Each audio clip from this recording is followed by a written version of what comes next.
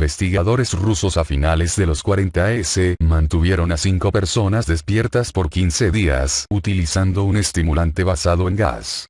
Los tuvieron encerrados en un ambiente sellado para monitorear cuidadosamente el uso de oxígeno, para que el gas no los matase, debido a las altas concentraciones de gas. Esto fue antes de que existiera el circuito cerrado, por lo que tuvieron que usar micrófonos y ventanas con grosor de 5 pulgadas para monitorearlos. El cuarto estaba lleno de libros, cobijas para dormir, pero ninguna cama, agua corriente, baño y la suficiente cantidad de comida para que los 5 sobrevivieran por un mes. Historia de terror. Ruso del sueño. Los sujetos de prueba eran prisioneros políticos y de guerra declarados enemigos del Estado durante la Segunda Guerra Mundial. Todo estuvo bien por los primeros 5 días. Los sujetos rara vez se quejaban después de que, falsamente, se les había prometido su libertad si aceptaban tomar parte de la prueba y no dormir por 30 días. Sus conversaciones y actividades fueron monitoreadas y los científicos notaron que conforme pasaba el tiempo, ellos hablaban sobre incidentes traumáticos de su pasado. Después de 5 días se empezaron a quejar de las circunstancias y eventos que los llevaron a donde estaban y empezaron a demostrar paranoia severa. Dejaron de hablar entre ellos, y comenzaron a murmurar de manera alterna en los micrófonos. De manera extraña, todos parecían creer que podían ganar la confianza de sus captores si traicionaban a sus camaradas. En un principio se creyó que esto era un efecto del gas. Mas, después de 9 días, el primero de ellos empezó a gritar. Corría por todo el cuarto gritando repetidamente por 3 horas seguidas. Después, trató de continuar gritando, pero solo podía dar un grito ocasional. Los científicos postularon que físicamente se había destrozado las cuerdas vocales. La parte más sorprendente de este comportamiento fue cómo sus compañeros reaccionaron a esto. O mejor dicho, como no reaccionaron, continuaban murmurando en los micrófonos hasta que el segundo de los prisioneros comenzó a gritar. 2 de los prisioneros que no gritaban, tomaron los libros y llenaron página tras página de sus propias heces, y de manera calmada, los pusieron sobre las ventanas del cuarto. Los gritos cesaron de repente. Basta. Al igual que los murmullos de los micrófonos. Pasaron otros 3 días. Los investigadores checaban los micrófonos constantemente para asegurarse de que trabajaban, porque creían que era imposible no escuchar sonidos con 5 personas dentro. El consumo de oxígeno indicaba que los 5 debían seguir vivos. De hecho, el consumo de oxígeno era el necesario para 5 personas que hacían ejercicio extenuante. En la mañana del 14º día, los investigadores hicieron algo que no debían hacer, para llamar la atención de los prisioneros. Utilizaron el intercom dentro del cuarto, esperando provocar respuestas de los prisioneros, pues temían que estuviesen muertos, o en estado vegetal. Anunciaron. Abriremos el cuarto para probar los micrófonos. Aléjense de las puertas y acuéstense con las manos atrás en el piso o se les disparará. Se le otorgará la libertad a uno de ustedes si obedecen. Para su sorpresa, escucharon solo una frase, con voz calmada. No queremos ser liberados. Hubo gran debate entre los investigadores y fuerzas militares que financiaban el proyecto. Sin poder provocar más respuestas utilizando el intercom, finalmente se decidió abrir el cuarto a la medianoche del día número 15. Se limpió el gas del cuarto, y se llenó de aire fresco. E inmediatamente, voces de los micrófonos empezaron a objetar. 3 voces diferentes rogaban por la vida de sus seres queridos, que encendieran el gas nuevamente. Se abrió el cuarto para sacar a los prisioneros. Gritaron más fuerte que nunca, al igual que los soldados, cuando vieron lo que había dentro. 4 de los sujetos seguían vivos. Terror. Las raciones de los pasados 5 días no habían sido tocadas. Había pedazos de carne de las costillas y pantorrillas del sujeto muerto colocados dentro del drenaje del centro del cuarto, bloqueándolo, permitiendo que 4 pulgadas de agua se acumulara en el piso. Los 4 sobrevivientes también tenían pedazos de piel y carne arrancada de sus cuerpos. La destrucción de tejidos y la exposición de huesos en la punta de sus dedos indicaba que las heridas fueron infligidas por las manos, y no con los dientes, como era de suponerse. Al examinarlos, se descubrió que la mayoría de las heridas fueron autoinfligidas en su mayoría. Los órganos detrás de las costillas fueron removidos. Mientras que el corazón, los pulmones y el diafragma seguían en su lugar, la piel y la mayoría de los músculos pegados a las costillas fueron arrancados, exponiendo a los pulmones. El tracto digestivo de los 4 sujetos podía verse trabajar, digiriendo comida. Rápidamente se hizo aparente estaban digiriendo su propia carne, y que ellos la arrancaron y se la comieron en el transcurso de los días. La mayoría de los soldados eran fuerzas especiales rusas en las instalaciones, pero aún axial, muchos se negaron a regresar al cuarto para sacar a los prisioneros.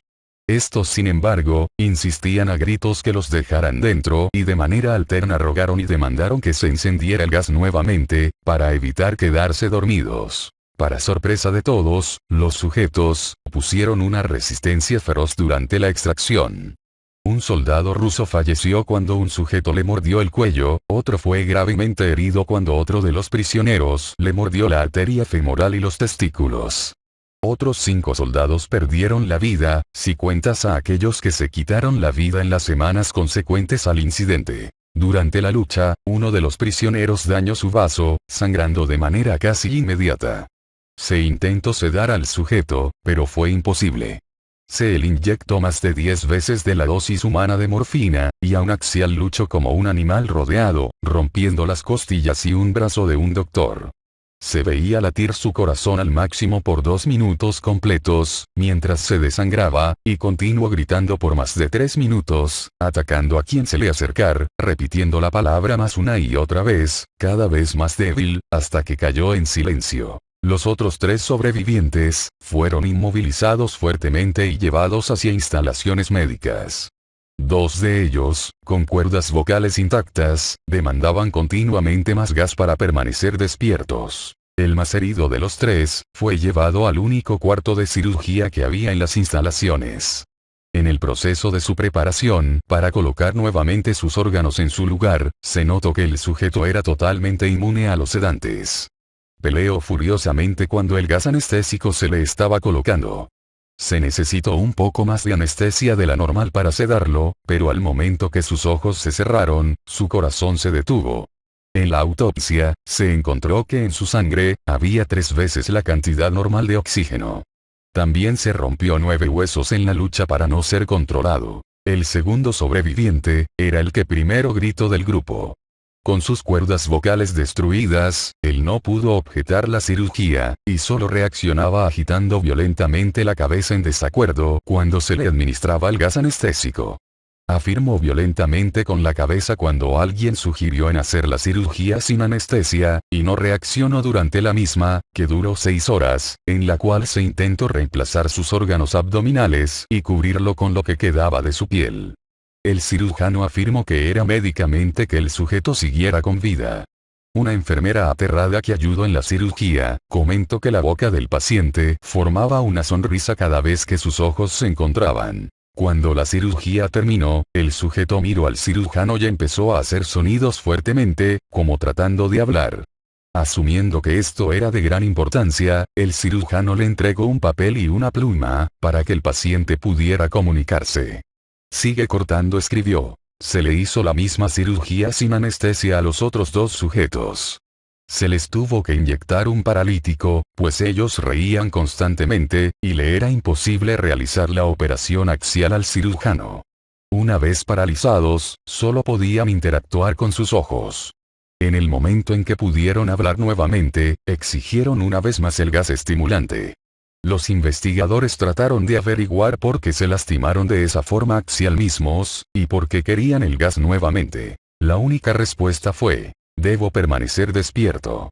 Se reforzaron a los 3 sujetos y los devolvieron al cuarto, para espera de su destino.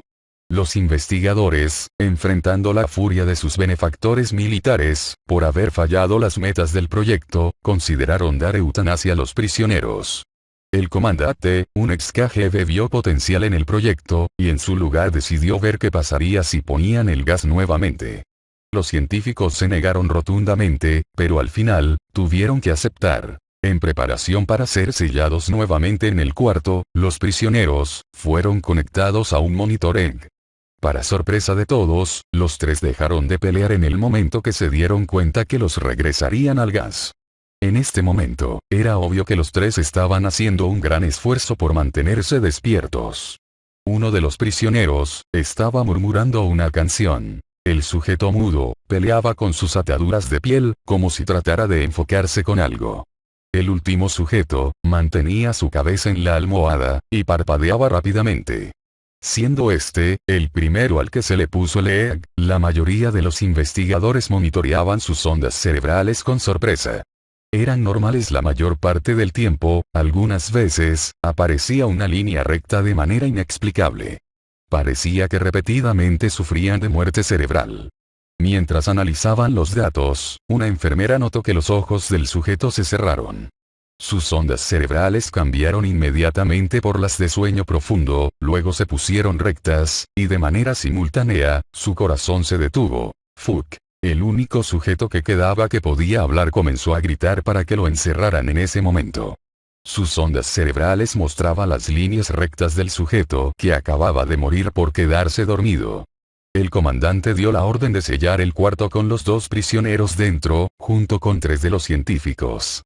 Uno de los 3, inmediatamente tomó un arma y abrió fuego contra el comandante, matándolo de un tiro entre los ojos. Después apuntó al prisionero mudo, y le voló el cerebro. Apuntó al prisionero que quedaba vivo, mientras que los demás investigadores escaparon del cuarto. No me encerrarán con estas cosas. No contigo. Le gritaba al prisionero que estaba atado al camastro. ¿Qué eres? Demandó. Necesito saber! Exclamación de cierre. El prisionero sonrió. ¿Tan fácilmente te has olvidado de mí? El prisionero preguntó. Somos ustedes. Somos la locura que está encerrada en todos ustedes, rogando por libertad en cada momento de tu vida, desde lo más profundo de tu mente animal. Somos aquello de lo que te escondes en tu cama todas las noches. Somos lo que duermes y silencias y paralizas cuando te vas a tu cielo nocturno, donde no te podemos alcanzar.